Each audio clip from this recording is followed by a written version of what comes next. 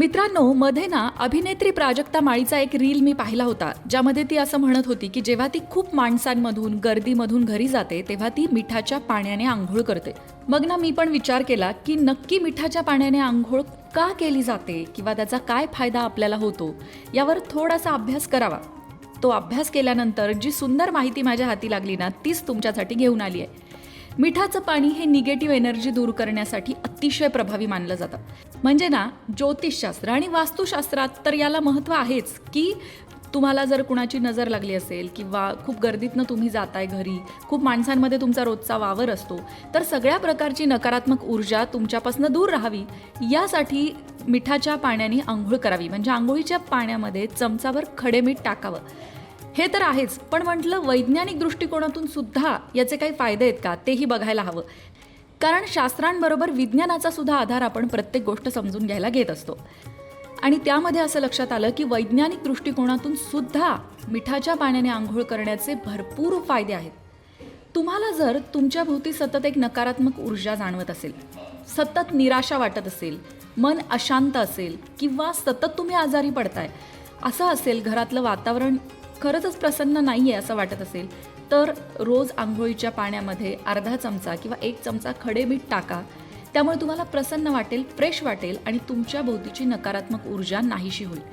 आता आपण तिन्ही बाबतींचा विचार करू बरं का. म्हणजे वास्तुशास्त्र, ज्योतिषशास्त्र आणि विज्ञान हे तिन्ही शास्त्र याबद्दल काय सांगतायत ते बघूया. सगळ्यात आधी काय ऐकायला आवडेल तुम्हाला? वैज्ञानिक दृष्टिकोनातून ऐकायला आवडेल का? चला त्याबद्दल आधी बोलूया. मीठ शरीराचं दुखणं दूर करतं. कोमट पाण्यामध्ये मीठ मिसळून आंघोळ केल्याने शरीराच्या वेदना आणि सूज यापासून आराम मिळतो. इतकंच नाही तर ऑस्टिओआर्थरायटिसपासून सुद्धा आराम मिळतो. निद्रानाश, त्वचेशी संबंधित आजार, खाज यांसारख्या गोष्टींमध्ये मिठाच्या पाण्याने आंघोळ केल्याने लाभ होतो. पाण्यात मीठ मिसळून आंघोळ केल्याने त्वचेची घाण साफ होते, चेहरा उजळतो. एवढंच नाही तर मिठाच्या पाण्याने आंघोळ केल्यावर त्वचेवरील मृतपेशीसुद्धा बाहेर पडतात, त्वचा मुलायम होते, चमकते. त्याचबरोबर याचा आणखीन एक फायदा म्हणजे संसर्गजन्य रोगांपासून आराम मिळतो. उन्हाळ्यात तर हा उपाय अत्यंत लाभदायी ठरतो, कारण उन्हाळ्यात खूप घाम येत असतो, आपल्याला त्वचेचे आजार होतात, उन्हाळ्यात खूप खाज सुटते. अशा वेळी तर मिठाच्या पाण्याने आंघोळ केल्याने खूप लाभ होतो.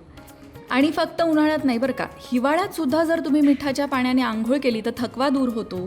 त्याचबरोबर अनेक समस्यांमध्ये आराम मिळतो. आता हाडाच्या दुखण्यांमध्ये तर हमखास हा उपाय सांगितला जातो. सांधेदुखी, गुडघेदुखी, पाठदुखी, पाय खूप दुखत असतील, एखाद दिवशी खूप जास्त काम झालं आहे, पाय दुखत आहेत, पाय सुजलेत, तर मस्त खडे मीठ गरम पाण्यामध्ये टाकायचं आणि त्यात पाय टाकून बसायचं. खूप खूप आराम मिळतो.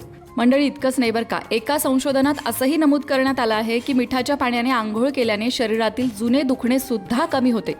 आता वैज्ञानिक दृष्टिकोनातनं आपण पाहिलं. आता बघूया ज्योतिषशास्त्राचे आणि वास्तुशास्त्राचे काय बरं लाभ होतात. सगळ्यात आधी बघूया वास्तुशास्त्रानुसार.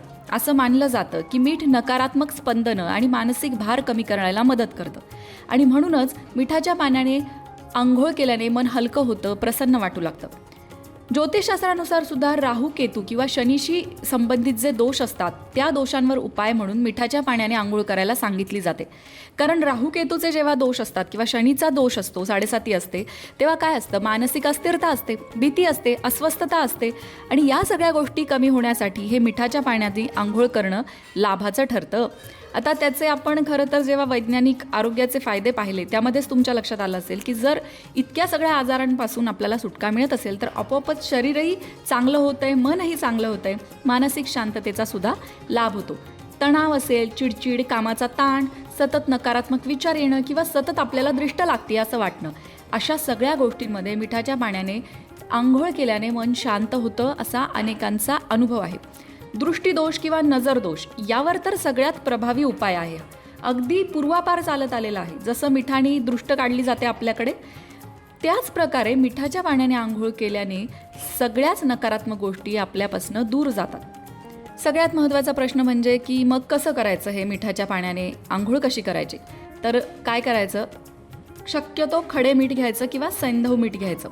एका बादलीभर पाण्यामध्ये 1 चमचा मीठ पुरेसा आहे. अति पण नाही टाकायचं, खूप जास्त चमचे नाही टाकायचे, कारण त्याचे तोटेसुद्धा असतात मग. म्हणून 1 चमचा खडे मीठ पुष्कळ झालं.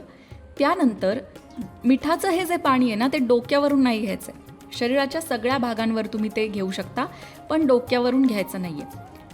त्याचबरोबर मंगळवारी, शनिवारी किंवा अमावास्येच्या दिवशी हा उपाय केला तर अधिक फायदा होतो. म्हणजे रोज जर तुम्हाला हे करायला जमणार नसेल तर तुम्ही शनिवारी किंवा अमावास्येला हा उपाय नक्की करा. हे लाभ प्रामुख्याने पारंपरिक श्रद्धा, वास्तू आणि ज्योतिष मान्यतांवर आधारित असलेले सांगितले. त्याचबरोबर वैज्ञानिक किंवा आरोग्याला काय त्याचे फायदे आहेत तेही आपण पाहिले.